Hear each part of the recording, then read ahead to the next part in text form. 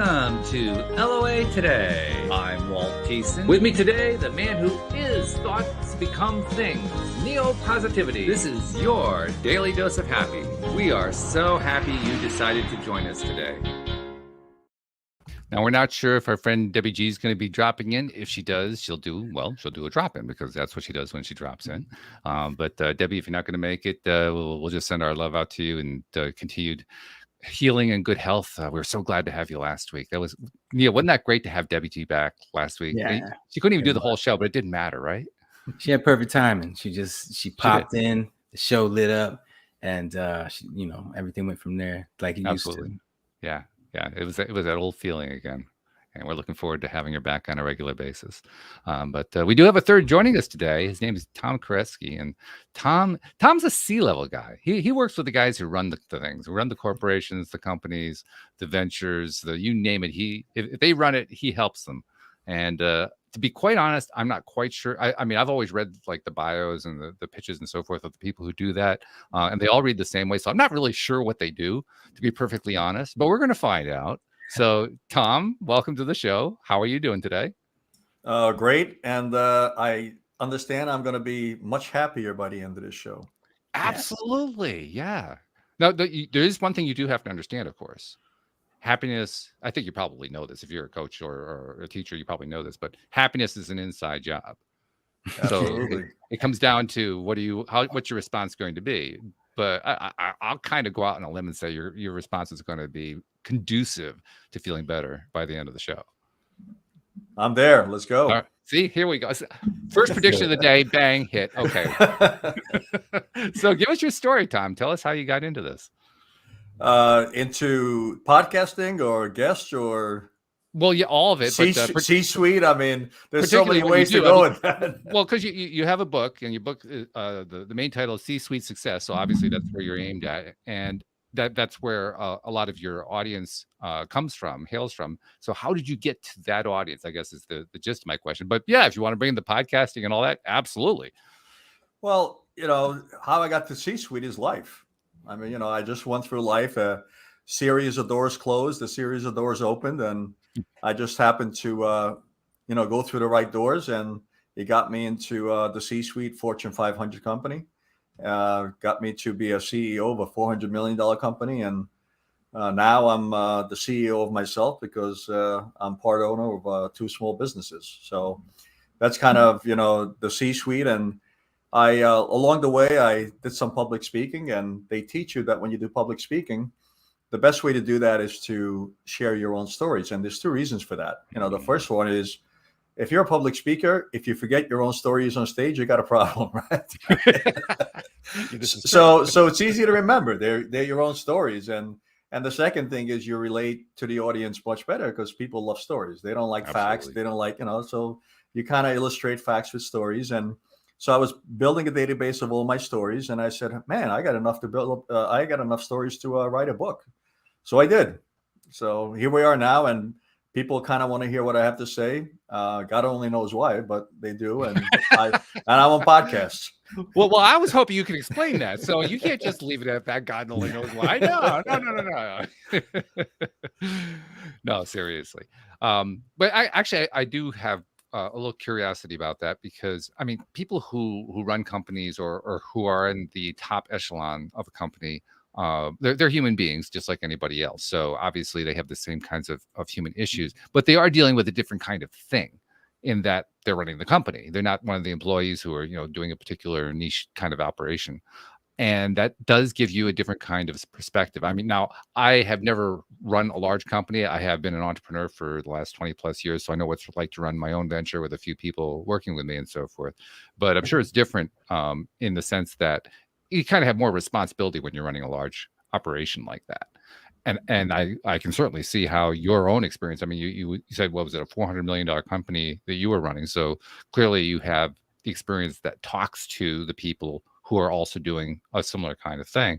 But what is it about that environment that makes it even a little bit different from, say, what an entrepreneur experiences or even what just a mid-level employee experiences? Well, look, if you're an entrepreneur, you probably have to feed your family and yourself. as the CEO, I had to feed over 2,500 people.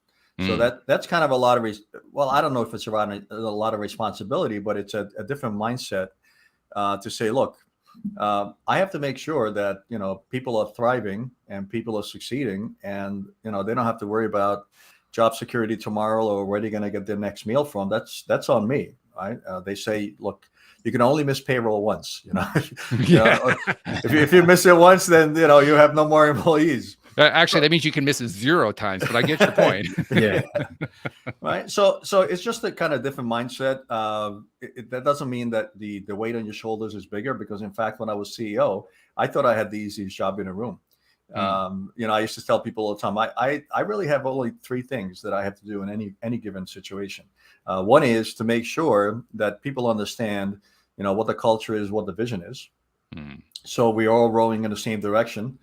Second, make sure that they understand what their particular contribution is to that vision or to that culture, and they buy into that and they understand how to deliver on that. And third is to equip them, whether it's through assets, through help, through training, whatever, and then just get out of their way. Instead of hiring stupid people and micromanage them, you get some really bright individuals, kind of show them the way and give them the support that they need and let them go. Their success then boils down to your success. So that sounds so simple. So then why do they need a coach? Everyone needs a coach. Well, look, for example, right? I mean, as a CEO, my sales director said to me one time, I said, Tom, can you come to see this very large, customer with me who happened to be, starting with a W? And so we had to go down and sit down with the buyer, right? So my job in that particular situation was just to sit down with the head buyer for that very large organization with my sales director, and support my sales director and support the process, right? So maybe you can say I was coaching that sales director through that process to make sure that it was being done the right way. One time my marketing VP came to me and said, Tom, we're doing a commercial. Can you stop by and give me your opinion? What do you think? Right. So went down to the set. We looked at the storyboards. We looked at the different shoots. We looked at the casting, and I, they were just asking me for my opinion, because I've done it many, many times. So again, I guess you could call it a coach, but it's really just lending a hand where somebody's asking you for support to say, hey, I need your help. Right. And if they're not asking you for help, then, don't stand over their shoulder and micromanage them. Get out of their way, because they know what they're doing. I love the fact that you've mentioned micromanaging 3 different times so Yeah. far in a way that says don't do it. I think it's probably one of the biggest mistakes I ever saw when I was in the corporate world, and it's one of the biggest mistakes I especially have seen in the entrepreneurial world. I make it a point with companies that I run to not do that, but even with people I was close to and cared about, I used to just cringe sometimes at the way people did things. Well, And, here's another wise saying for you. I didn't say it. I think Stephen Covey said it. He said, "We see the world not as it is, but as we are." So, good point. if you don't trust yourself, if you don't have, I guess, the confidence in yourself that you're going to do a great job, that's probably why you're micromanaging other people, because you also don't trust them, and you think that, they're not competent and they can't do it. And in fact, it's probably the first thing from the truth. So just hire the right people, give them the tools and leave them alone, for God's sake. Great advice. I love that. That's confidence growth. When you let your, it was crazy I used to be a cop, Tom, in New Jersey, and certain sergeants, certain supervisors were just micromanagers, and everyone hated them. Everyone hated them for it, for so many different reasons. But it gives, like, if you're a lieutenant and you're micromanaging, or let's say you're a lieutenant, you're not micromanaging, you're giving your sergeant that confidence. Okay, he's got faith in me, and then he starts doing a good job, and then next thing you know, he's the lieutenant. And that's where that type of mentality comes from. When someone gives you the reins and you're like, all right, I'm on my own, it's time to nut up or shut up, and that's when you learn things about yourself and you grow and you become a better person. So I definitely have experienced a lot of that in my life. There were 2 lieutenants in particular, that micromanaged so much in the police department that they were known for it, and everyone hated them for it, yet they still couldn't stop from doing it, and it sucked. Yeah. Well, first of all, thanks for your service, Neil. Thank you for saying that. Tremendous respect for anyone who says that to cops and first Well, responders. these days it's an upside down world these days when it comes to the police. I just I don't understand. The other day I was in a Zoom call, and I had to do it in a parking lot because I didn't have any time to do it otherwise. So I'm sitting in a parking lot. I'm on a Zoom call, and this squad car comes and comes behind me and flips the lights on. I'm like, what the heck?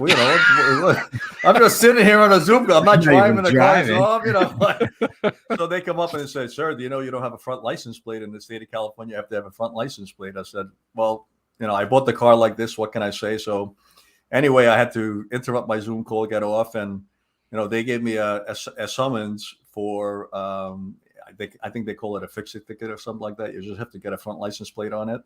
And then the end of all, they thought I was really pissed off, and I said, they said, well, anything else that we can do? I said, no, just guys have a good day and stay safe out there. They were like, wow, I thought you were going to curse at me or something for giving me a ticket, but it's like, yeah, they're just doing their job. I mean, I thought it was kind of silly, but hey, they're doing a job, and therefore, it's for the better good. So stay safe. That's crazy.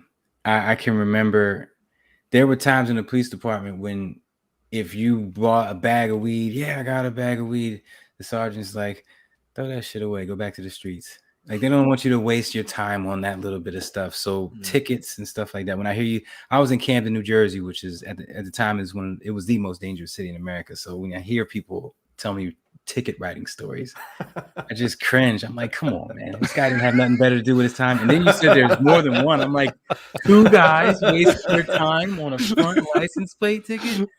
Hey, whatever. All right, 2 more fun stories. All right, that sounds good to me.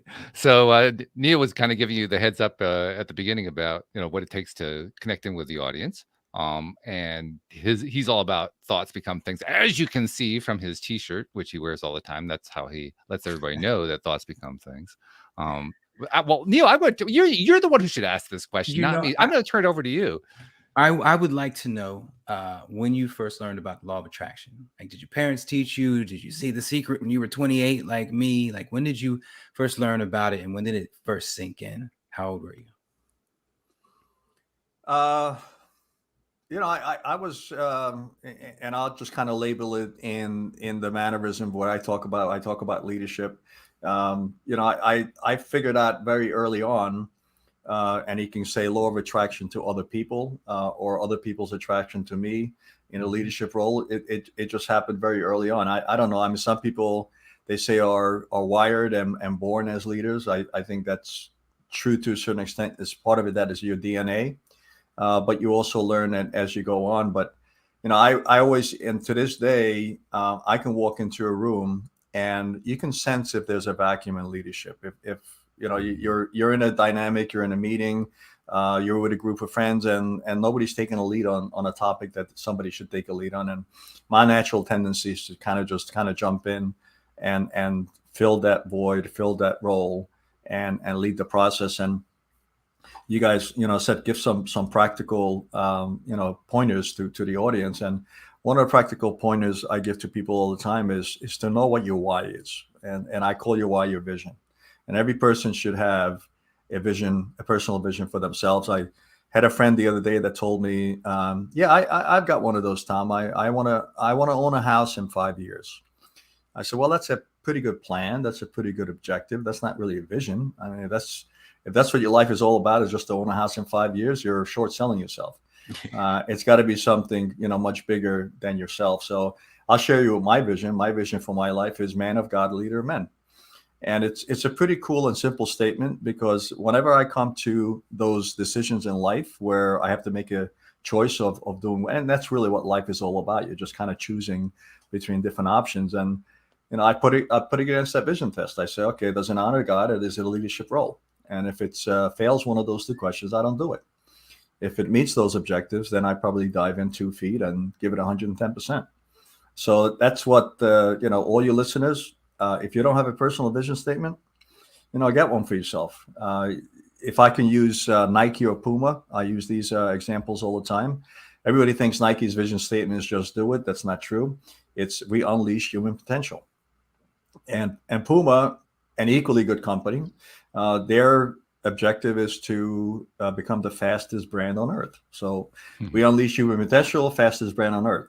So guess who they endorse, right? Nike is the Jordans, the Serena Williams of the world, who, I don't know, there's all kinds of stories about, Michael Jordan has failed so many times in his life, taking so many shots, and then, he became, they were probably the greatest of all time in basketball, and Serena Williams, the same thing.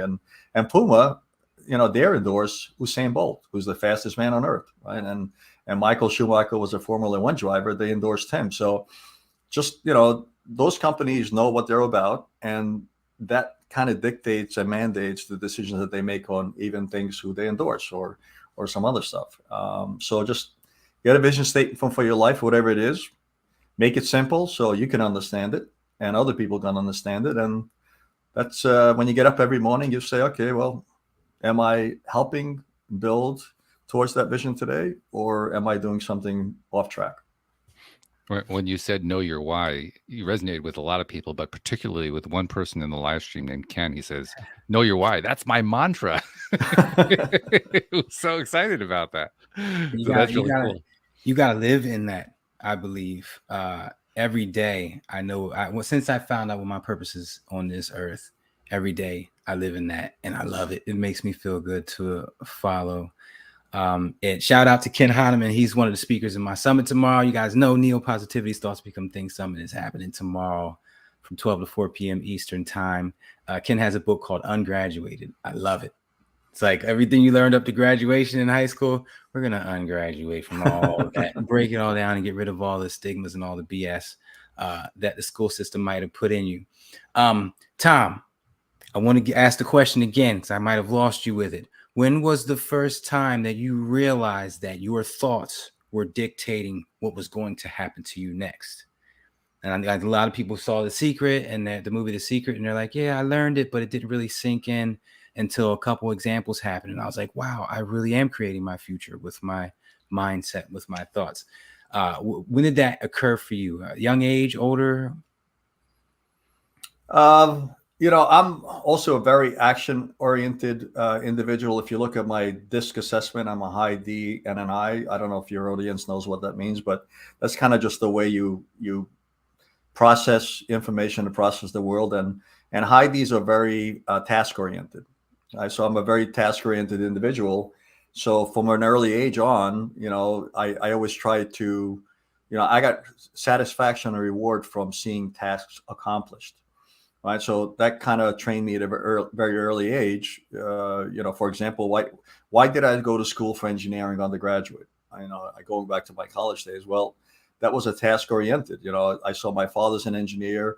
I kind of equated that with success. So I developed myself to go to school for engineering in college. So I don't know if I'm answering your question, but that's kind of from an early age. I was always task oriented. So whatever I did, it was getting me towards that goal, towards that task. And that's what gave me gratification. That gave me satisfaction.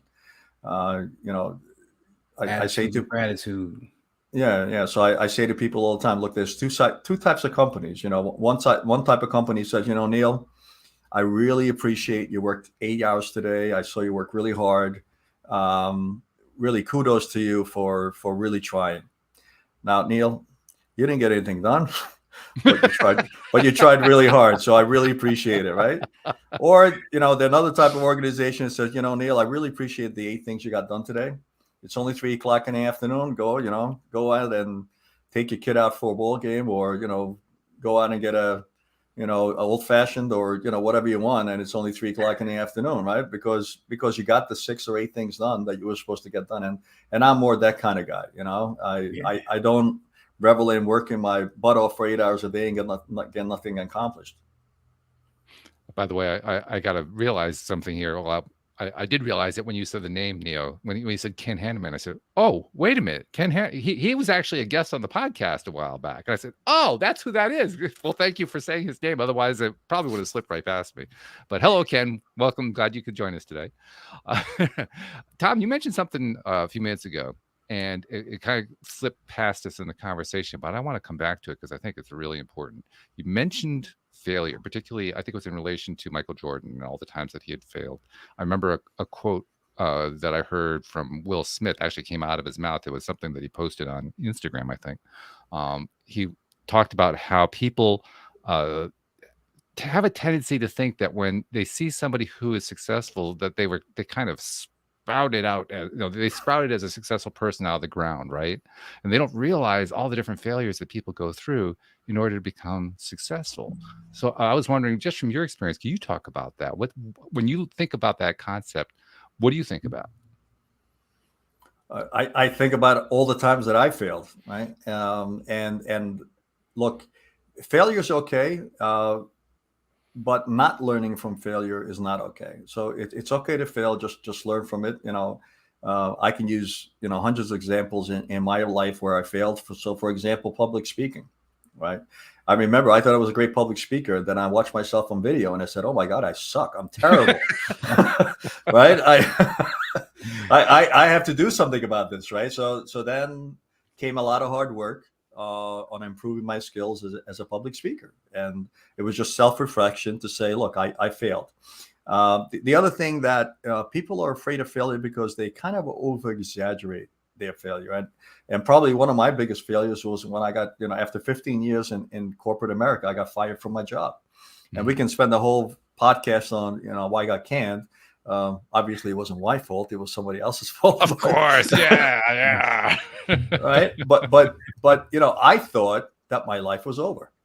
Right, I was like, oh my God, 15 years. How am I going to pay the bills next month? I've got a wife and 3 kids. I mean, just like stuff spinning through my mind for like 2 weeks, where I was a total wreck. I was a train wreck for about 2 weeks, and then like one day I woke up. I said, well, wait a minute.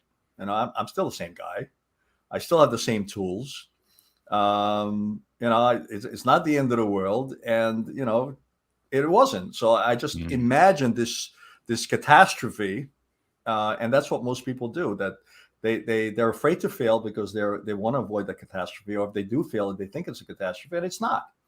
I just kind of learn from it, take the benefits from it, and that was actually a great opportunity for me, because up until that point, I just kind of looked at myself as an employee doing tasks, doing jobs. And that's kind of the first time I looked at myself and I said, well, why don't I look at myself as a brand rather than as an employee? Let me look at a brand and say, okay, what are my brand assets? Right? What are my qualities? What am I good at? And while we're on this topic, here's another question for your audience. Each person should ask themselves these 3 questions. Who am I? What am I good at? And what am I passionate about? Right? Because when you answer those 3 questions, you go from a job, and most people just think of themselves as having a job. Some people think of themselves having careers, and a few people are fortunate enough to say, okay, I'm living my calling. And when I got to answer those 3 questions for myself, of who I am, what am I passionate about, what am I good at, I began to lay a path of what is my calling and what am I going to do for the rest of my life. And I branded myself. I looked at myself as a consumer brand, and that's the way I was doing it. So that's just the way it works. So don't over exaggerate failure. Something will come good out of it. Look, see what the benefit is, and that's what you go with. Yeah, that's how when people trying to figure out what they're why they're here, what they're meant to do, that's the advice I give them. Because once you ask yourself those questions and you have that genuine answer and you start to pursue that in life, that's when the waves are all of a sudden coming at your back. You just start getting phone calls out of nowhere. People are meeting, talking about you in a positive light. Next thing you know, you're on your way. So if anyone wants to find their purpose, follow those exact steps. But be true to yourself. I've asked people questions like that before, and they're like, I love to sleep. And I'm like, I'm gonna need a better answer to that. Come on. Everybody needs good sleep, So yeah, make sure whatever your answer is, it's serving. I mean, if you're a sleep researcher, that might be, a passion. Sleep might be a passion for you, but yeah. beyond that, Active sleeping. yeah, I love those questions, especially the third one, because I believe it's probably the one that trips more people up than anything else. What's your passion?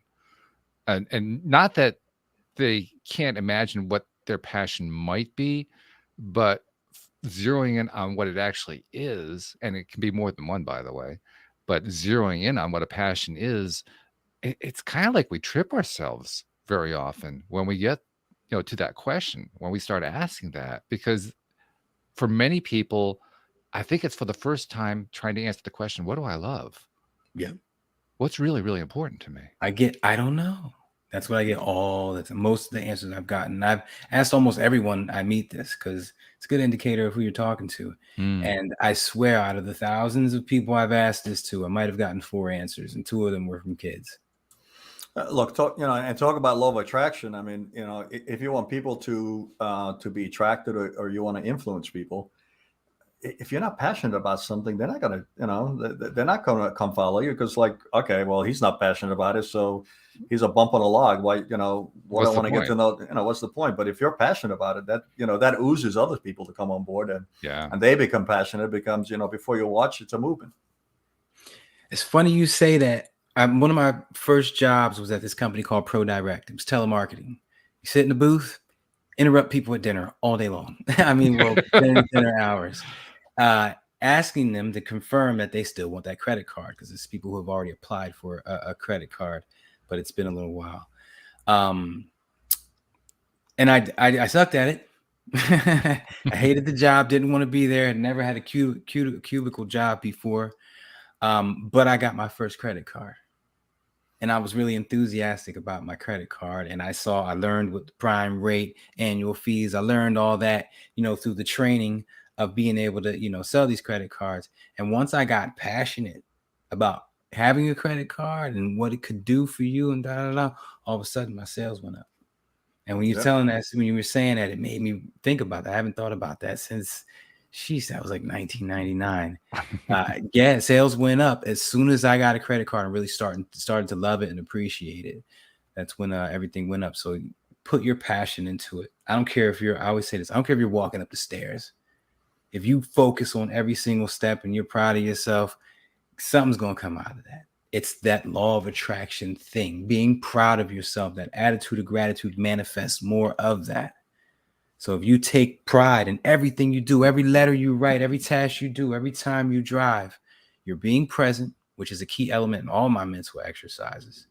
You're appreciative for something about you, which manifests appreciating more about you. And the world is just a better place. And I could probably name 50 more things that are benefits from that. Yeah, I believe you could. If we give you enough rope, you'll take over the show with those. This is Tom, you may not be able to predict this. Maybe you're actually getting the vibe of it. I don't know. Neo, literally every single day, or I should say every single night. Was it 12 to 2? Is that what it is? So 12 midnight to 2 a.m. Midnight till 2 a.m. Yeah. He goes into his little private space and he just works on himself for 2 straight hours every single day, focusing on stuff like this stuff. And honestly, I don't never go to bed before 2:30, so it's more than 2 hours. It's more than 2. Okay, all right. Well, that was what you told me, but still, it gets so fun though. It gets to the point where I'm excited, and then I look at the clock and it's 2:15, and I'm like, well, I don't got no job.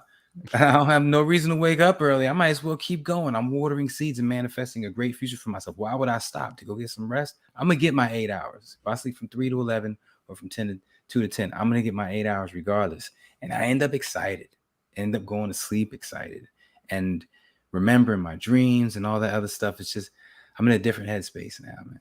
Different headspace.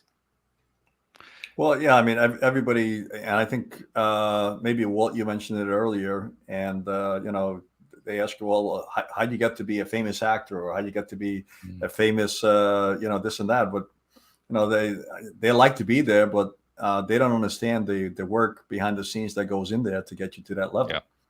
Right. So 2 hours a day, I mean, that's basically about 10% of your, 24 hours in a day. So if you're spending 2 hours a day working on yourself and working on your good habits, that's only 10% of your time. That's not a lot. And that's what I was going to say earlier. most people spend 40 hours a week at work. I spend more than 40 hours a week doing what I do. Those 2 hours between midnight and 2 in the morning are an extra 2 on top of the 8 that I do during the day. And I don't think people realize that. They think that I retired at the age of 28 and pilot in Florida and doing all this crazy stuff that I be doing. They think that I just went in the corner and said I love life 10 times and that's when it happened. No. I have over 54 alarms that go off throughout the day, waking me up to do a mental exercise, do an affirmation. I got people calling me, all kind of reminders going off. And then when the reminders do go off, I got to make the choice to do it. I could say, okay, I'm cooking right now, or I'm in this email right now. I'll get to it in 5 minutes, which I do sometimes. But you know, chances are you're probably not going to get back around to it. You got to have the discipline to do it. Yeah. And you have to do it a lot. Real quick example, Floyd Mayweather. A lot of people don't like him, but you can't knock his driving. You can't knock his success ratio. He's 50-0. He used to throw these outrageous parties, especially like birthday parties. But he doesn't drink, he doesn't smoke, he doesn't do drugs. He was notorious for leaving that party and jogging home every single time. And we're talking about 10, 15 miles. That was just him training hard every day. And people don't see that, but it takes that. You get out of things what you put in. So make sure you're putting in the work. I agree. Mic drop. Tom, when you're working with C-level people, like we said before, they're like everybody else. But let's be honest, there is a little bit of a difference in the personalities of people who tend to gravitate toward that kind of situation. And without getting into the details of who that person is, we can do that if you want to. I'm more interested in what is it that people who are in that general grouping, where do they tend to trip up most often? Where do they need the most help most often? I would say the biggest one is ego. Mm. Right? They get to the level and they think it's all about them. And they make all the decisions and they're the smartest person in the room. And the second that you learn to get over yourself and it's not about you, but it's about something much bigger than you, then you become successful. As long as you think, it's about you and look, ego, power, all that stuff, it's an aphrodisiac. People get hung up on it and they love it and they become self-absorbed and after a while just become idiots because of that self-absorption and everybody tunes out from them. But that's, I would say, the biggest challenge for those people is to say that, their egos, they're perfect, they know everything. It's all about them and they made everything happen. And, the fact is they didn't make everything happen. I remember when I was, working for Fortune 100, it was a very classical marketing company. And they always had a tendency to make, and it was a large international company that had local subsidiaries in every one of the countries. So they always stick a marketing guy as the general manager in the local subsidiaries, right? Because they were a marketing-driven company, so they wanted a marketing head to lead it. And all these guys were egocentric, right? And then they gave me an assignment, and I'm a good marketeer, but I was never known as, like one of those classical top of the guy market. I was more a people person. And my company was always successful.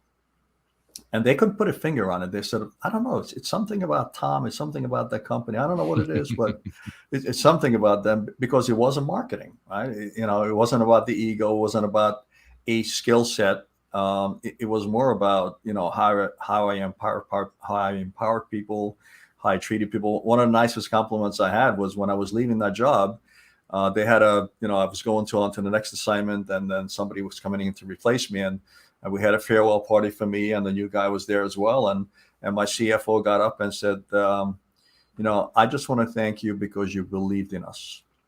And once you believed in us, we believed in ourselves. I can't think of a better compliment than somebody to give me that, right? Yeah, that's a really great one. That shows the kind of impact that you left for him to say something like that. I mean, that's a pretty big deal right there. It was her. It was her. CFO her. The reason she was successful, is because she had that mentality the whole time. Yeah. So ego. People just have to get over themselves. So that leads to the next question: how do they get over themselves? And I'm going to go out on a limb and say very often they have to crash somewhere before they're going to do it. But do people manage to get over themselves without having that crash first? Life humbled me for me to get over my ego, so it worked for me in that sense. I've I've seen, and you really don't know when people crash. I mean, one of the examples I use is this guy Ruben Mark. Ruben Mark was the CEO and then became the chairman for Colgate Palmolive. This was back in late 80s and 90s, and I think for like 40 consecutive quarters, Colgate Palmolive made their numbers on Wall Street. So he was a darling of the Wall Street, and he was very successful career-wise, right? Not many people know his son died of a heroin overdose when he was 21. Right? So I don't know. I mean, are you successful? You may be successful in business, but are you actually successful in life if your son takes his own life? Right? So I think it kind of forces you to ask them questions to say, okay, what does success look like for me? Right? And the one thing that I can guarantee you is life will humble every individual somehow. Maybe it's not in their career, maybe it's in their family life, maybe it's in their health. Steve Jobs, as successful as he was, he's no longer with us because life humbled him through his health. So life will humble all of us. I think it's just, how do you react to that being humbled moment? And do you take that to grow from it and become a better person? Do you take that to give up on life? I mean, I don't know. But I love that idea, though, because I mean, the idea is that our responses are, first of all, what we control, and second of all, they dictate what happens afterward. That's what I hear you saying anyway, which I agree with. And I wish that I had known that message when I was younger. I suspect a lot of people really don't know that, which is kind of odd, really. It's so simple. How could we not know it? But our culture, our tribes, the people that we learn from and so forth, that message just doesn't seem to come through. I mean, I don't know. Do you have any sense on that? Why is it that we really don't get that so often? I think part of it is we think we're especially lucky. You get to the sea level, everybody thinks they have these egos. Everybody thinks they're Superman or Superwoman, right? They can do anything.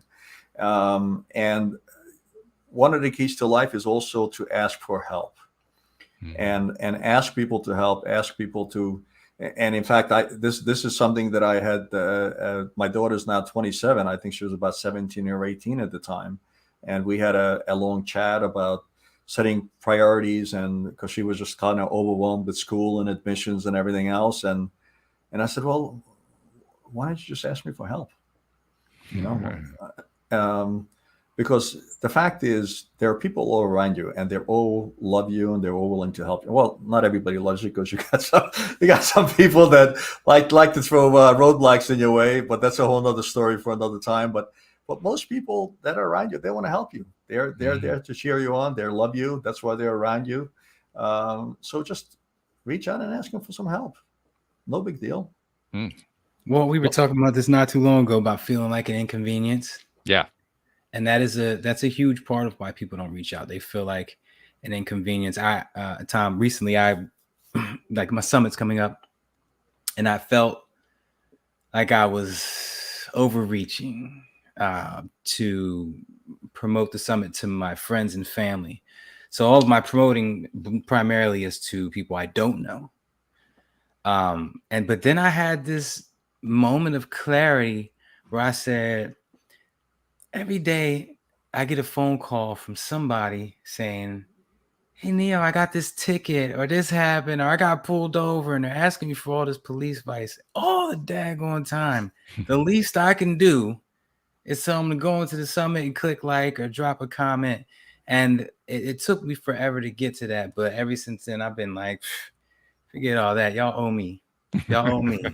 Much legal advice as I've been given over the years. Y'all owe me. But it's just a small example. In so many areas of life, I felt like that, and I know other people do too. Reach out for that help. The other area is your pride. You don't want to let people know that you're feeling sad or bad or down or maybe not so confident in a certain area that you've been confident in your whole life. That'll kill you. That'll kill you. Let that stuff go. Let it go and reach out. Trust me, you guys. Let it go and reach out. I agree completely. And I had a direct experience with that. Neo, you were a part of it this past October. Tom, my wife of 23 years left me unexpectedly. And it happened right after a Friday podcast, actually. And I went from very high to very low in about 10 seconds flat.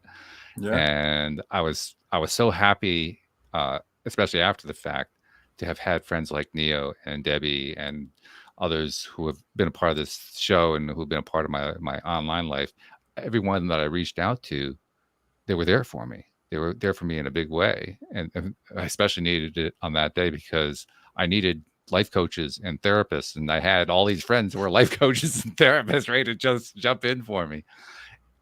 I could easily have seen myself being afraid to reach out like that. In fact, I think actually when I found the letter that she had left for me, I think for a split second, I had that feeling of, I can't call on them. And then I think it was like Neo's voice in the back of my head saying, yes, you can. Pick up the phone, send a text, reach out, do something. And it made all the difference in the world. So now look at how happy you are today. You're smiling and you're having a time of your life. Yeah, absolutely. Yeah. And it hasn't been happiness. It hasn't been an easy path. It's not like it's all been sunshine and roses. I mean, there's been a lot of ups and downs, as Neil could tell you. But when you have that level, I call it social connectedness. When you have that level of social connectedness and you leverage it and you lean on it when you really need it, it's everything. It's absolutely everything. It literally saves your sanity, among other things. Because when you go through something that's especially that crazy, you feel like, the world is starting to fall apart in front of your eyes. And then you reach out and you connect with somebody who you have a close connection to. And it's almost like the ground steadies. It's like the whole world just kind of falls back into place for a moment. It's like, oh, I don't know what that earthquake was, but I'm back again. Okay. Yeah. I want to say this, as a person, I lead a really good life. Probably the best that I know. And I know a lot of people, know a lot of millionaires, know a couple billionaires. Most of them are miserable. Every millionaire I know in Tampa is freaking miserable. My parents hate them, kids hate them, wife hates them. I live a really, really cushy, really great life. And one day I might be sick, like last Saturday. And it's just terrible for a whole day. And it hits me like a ton of bricks. I'm like, oh my gosh, people live like this all the time. Like, so for me, it's a huge wake up to do any and everything you can to stay and be out of that headspace. So, kudos to you, Walt, for reaching out, for shutting that voice up and just doing it. Because when I hear you in a state of mind like that, I'm like, no. Like, I'm like, run. But yeah, reach out, you guys. Reach out to me. Anybody, could reach out to me. I'm here for everybody. I've been working volunteer for the past 14 years now. They ain't nothing gonna change. So reach out. I'm here for you guys. Yeah, beautiful thing there. Well, that's why you want to have somebody like Tom. That's the role, in a sense, that you play for the people who are running companies. They're the ones who reach out to you are the ones who are the smart ones. They said, I need help. Exactly. That's why I love alcoholics, because the first thing you got to do as an alcoholic is say, I got a problem. You got to meet your problem so now you can find help. Yeah. And, many people in senior executives, all of a sudden the board comes in one day and they're fired. And they don't understand why. But if they kind of reached out before and got some advice, got some help, got some counsel, then, they may not get fired, right? Because then they can still do something about it. By the time they get the axe, it's too late, right? They didn't seek that help. So, yeah. Tom, I want to ask you something real quick, because for a little bit, this was my job in Tampa. How would you feel, and would you be receptive if, while you were the CEO, I walked into your office, jeans, t-shirt, some Jordans, and I said, look, like Hitch from the movie. You ever seen the movie Hitch? No. With Will Smith? No. Well, anyway, I walk in your office and I'm this life coach that specializes in the law of attraction. And you're like, okay, what the heck are you doing here? And I'm like, 20 of your executives got together and paid me to come and have a couple sessions with you. Would you throw me out of your office, or would you be like, let me hear what you got to say? 40 years ago, I would have thrown you out of my office. Today, I would say, 20 of my people paid you. Well, I'm definitely going to listen to you, right? Because look, if obviously if people that are on my staff hired you to help me, obviously there's a dire need for help. That's people crying out, say, this guy needs help, and we love him enough to actually get him some help, right? Now, if you just walked in off the street as a cold call and say, hey, how would you like some, life coaching? I may not say, okay, well, I don't know what. Yeah, that's a different but story. But if my people said Tom needs help, and if I don't listen to it, shame on me. But I've had wives send me to their husband's office. Mostly offices would get together and pay me to go in. A couple of times I got thrown out, and I'm like, listen, I'm paid regardless. I'm not giving this money back. And I was able to walk. I think 3 times I was able to walk out, with the money and not actually do my job. Well, that's the ego and the pride that we talked about earlier, right? I mean, some of these guys have big egos and big prides and say, what the hell are you talking about? Why do I need help? I'm perfect. I don't need any help. Everybody else around me that's not performing needs help. It's not the way it works. I wonder how the conversations went after I left. Like, get the hell out of here. And then the guy exits his office and he looks at his top 10 people like, you motherfucker. Oh, another life ago. I bought a special pair of shoes just for that job. Yeah. They were these super duper Jordans because I didn't want to go in there. I don't do the suit and tie thing. It's not my thing. So when I go to meetings and people are like, why are you wearing a suit and tie? That's not my objective. I'm not trying to get people to be better businessmen. I'm trying to get people to retire. Leave your company behind. Be in a good enough spot where you left it in good enough hands where you can sit back and dress like me in a tiki bar on the beach for the rest of your life. That's why I try to get people. So I'm not going to wear a suit and tie and all that other stuff. I mean, I will wear it. I have worn it. But for certain things, nah. Look, we all wear uniforms in life. In Wall Street, everybody's accustomed to wearing, a jacket, tie, and collar shirt. If you're, at one time I used to ride a Harley. You drive Harley, you wear, black boots, black pair of pants, and black T-shirt. That's your uniform. If you're in the Army, you wear camouflage. I mean, whatever you belong to, there's a uniform, the accepted dress code, and that's what you wear. So you just, you wear, whatever feels comfortable for you. That's what you wear, and that's your uniform. This is my uniform for the rest of life. I put on a monkey suit and chase bad guys down dark alleyways for long enough. This is my uniform from now on. Amen. And it pays off too. I mean, how many times have you you didn't even start you started it by wearing the shirt, but they started the conversation. They came up and said something. How often does that happen? Oh my goodness. People offering me gigs. I want you to come speak for my family. How many people are going to be there? 13. Let's do it. For a long time, I used to fly. When I lived in Jersey, I would fly to Florida 8-9 times a year just to do that. Speak with families. And it came from just walking around with this shirt on. And people saying, oh my gosh, where'd you learn that? My parents taught me that. Open up the dialogue immediately. I like it. That's cool. That's the best kind of marketing too, is basically, this is my message. You ready for it? Look, you're going to get it either way. All the ego gone from that one. Yeah. You're going to see it later on at night. You're going to be in an argument with your spouse, or you're going to be thinking about something negative, and you're going to be like, maybe I shouldn't be in that headspace. Boom. That's all I wanted. That is all I wanted. If we never talk again, that is all I wanted, because this ain't never going to leave you.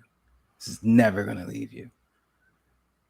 Tom, at the very beginning, in his first comment where he was talking about how he got into doing this, he used the word mindset. And I almost felt like going, okay, yep, I knew it was going to come up at some point in the conversation. We brought it in the first 3 minutes. But let's talk about mindset a little bit more, because you mentioned earlier, Tom, in relation to Neil's question, 40 years ago, I would have thrown you out of my office, but now, 20 people say I need this, so I'm going to pay attention. That's mindset. And I guess my question is, first of all, at what point did you realize how important mindset is? And even more importantly, how do you convey that message to the people you're working with? Well, how you convey it is your actions are actions speak louder than words. Is one way you say it. You know, I said it to this one guy one time. He said something like 3 times over, and each time I said, "Well, I can't hear you."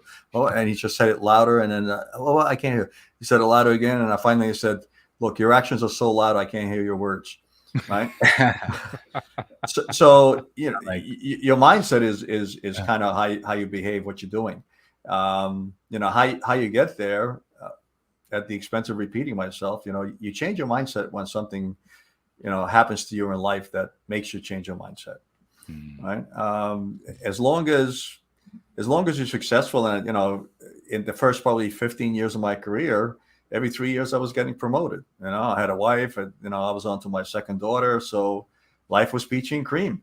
So I thought my mind, I said, well, mindset is great. I mean, life is working for me.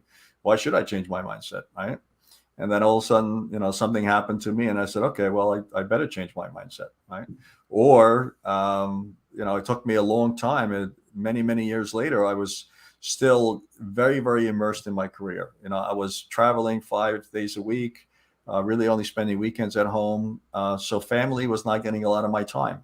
Work was getting a lot of my time. So I had these buckets in life, one for family, one for work. And a lot of the water was in the work bucket. And then, my daughter, who's 35 now, she was probably about maybe 14 or 15 at the time. And I forgot what the discussion was about. She just turned to me. She goes, "Dad, I haven't seen you half my life." And I was like, holy shit. It's like time for a paradigm change. Talk about a mindset. I was like, all right, well, I better reallocate some water into bucket number 2 because, it's just, that's when a light goes on. Just one little statement, and you go, oh, well, that's not good. That's not how I want to be remembered. When my legacy is over, when I, finally 6 foot under, I don't want my kids to show up at my funeral and say, I don't know who the heck my dad is because I haven't seen him. He was never around. He was always working. He didn't spend any time with me.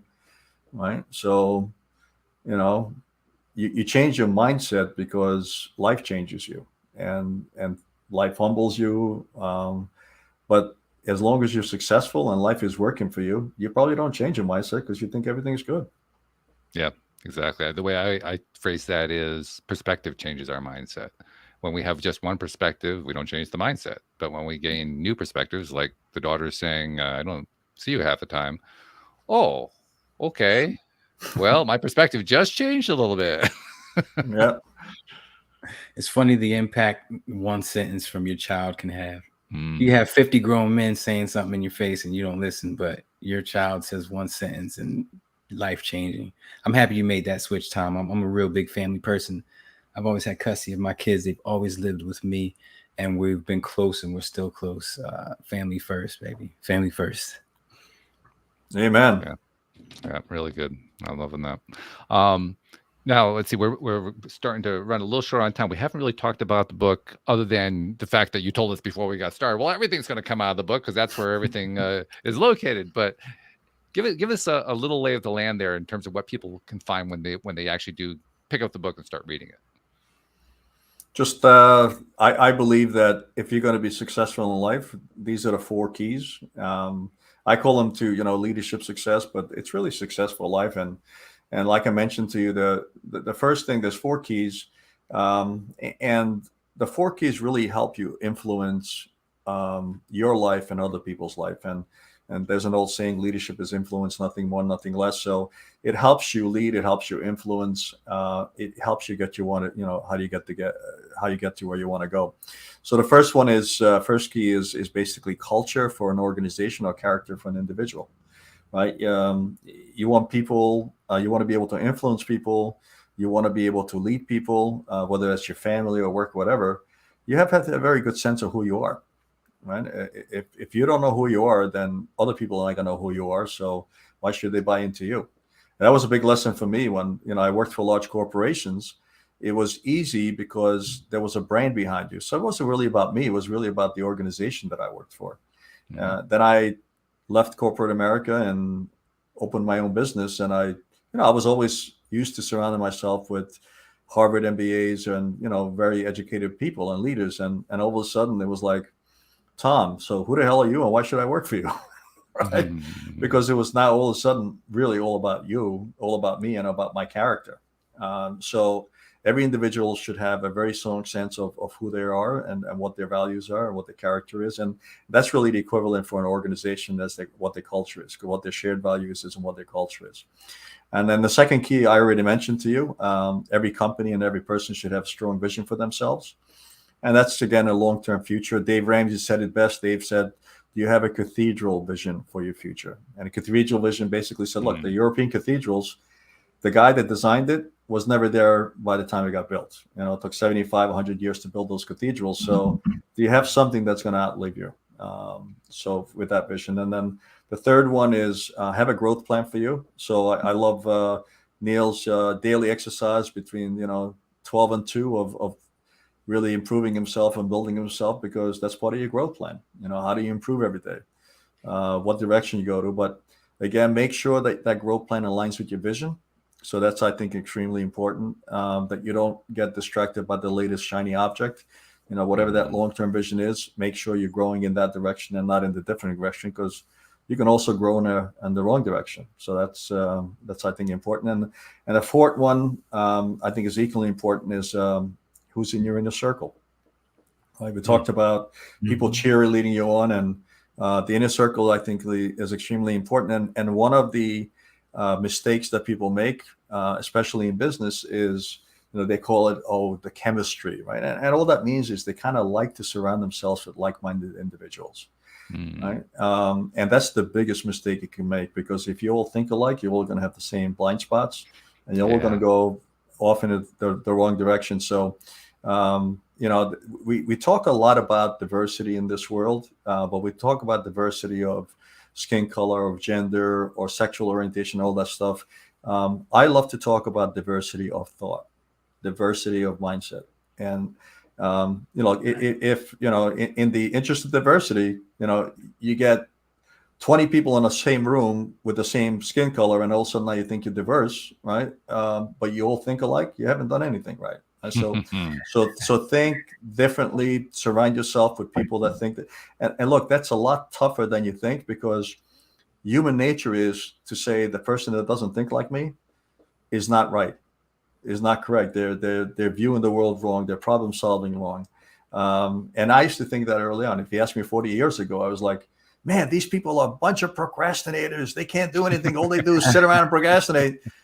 And then, when the light went on later on in my life, I was like, oh, well, they're not procrastinators. They're just very highly analytical people, right? They analyze the crap out of things, right? But that's actually good, because if they didn't make that analysis, that extra 2, 3, or 4 steps, we kind of go off in the wrong direction maybe, and go full speed ahead, but we're not going the right way because we didn't have people analyzing it, right? So just really getting people on your team that think diversely, think differently than you are, and appreciate what they bring to the table, because now you got the same problem in the room, but you have 6 different solutions instead of 1 solution, and maybe the other 2 or 3 solutions are much better than what you thought about.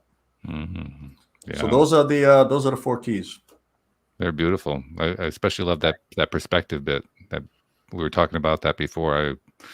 I don't think there's anything more valuable in the perspective. And I've gained that from just doing the show, from having so many different perspectives of people coming onto the show. I don't always agree with them all, but with one exception I can think of, and that's just because he was just plain rude. He was. I mean, well, you never heard it because I never published it, but he came on the show and he started harping on the co-host who couldn't make it that day, but he was like attacking her like crazy, and she wasn't even there to defend herself. And I said, no, you don't get to do that here. Sorry, that doesn't work around here.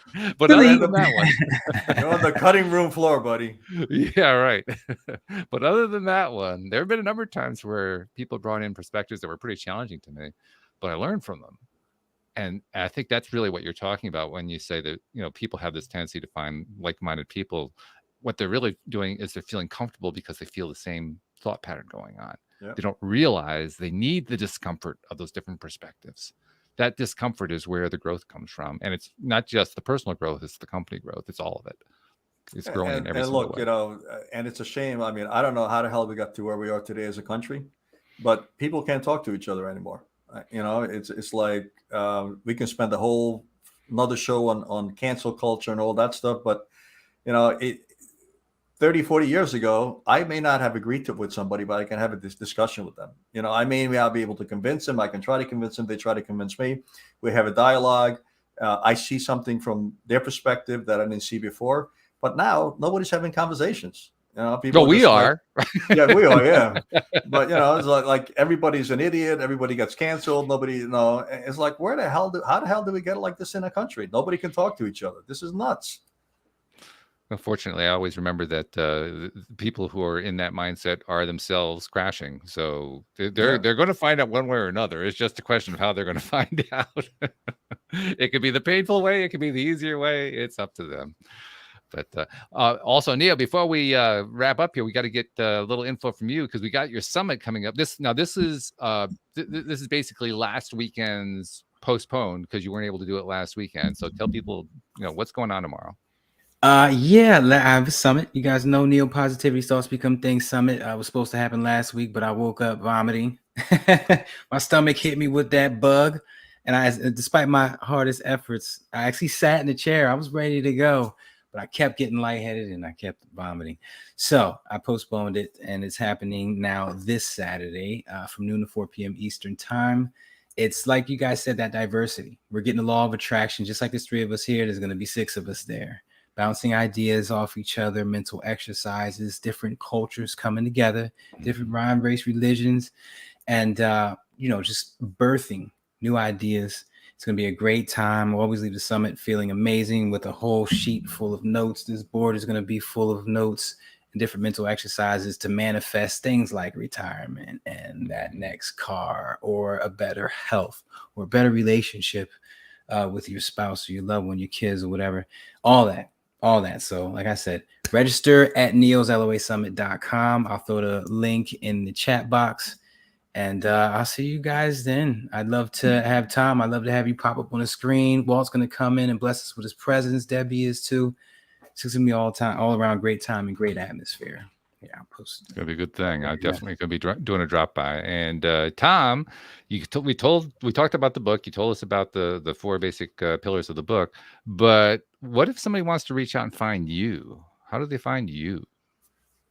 Pretty easy. I've been cursed and blessed with a last name. I know the feeling. As you guys experienced it, how do you say that, right? So, but the fact is, if you Google Kereszti or you go to LinkedIn to Kereszti, I pop up on my sister and my 3 daughters. That's it. So it's KERESZTI. There's not a lot of us in this world, so you can find me on LinkedIn. You can find me on my webpage, and just give me a call, drop me an email. Happy to talk to you. And one final thought I want to share with you, which I make it a practice to share because you, like so many people who come onto this program, are givers. And you're a giver. And I like to recognize that giving because there are certain ways we kind of skip past it. And I think it's important to recognize. There are many people who you'll never meet, you'll never see, who have heard you on a podcast. They read the book. They saw an article that you wrote. They were in some way touched by you, but you never saw what happened with them. And yet the ripples that come out of that just go on and on and on and on. And so I think we deserve to be recognized for that. So on behalf of all those people you've never met, you've never seen, whose lives you have touched, thank you for what you have been doing. And thank you for what you continue to do. Well, thanks for having me, guys. It was a pleasure and a fun time.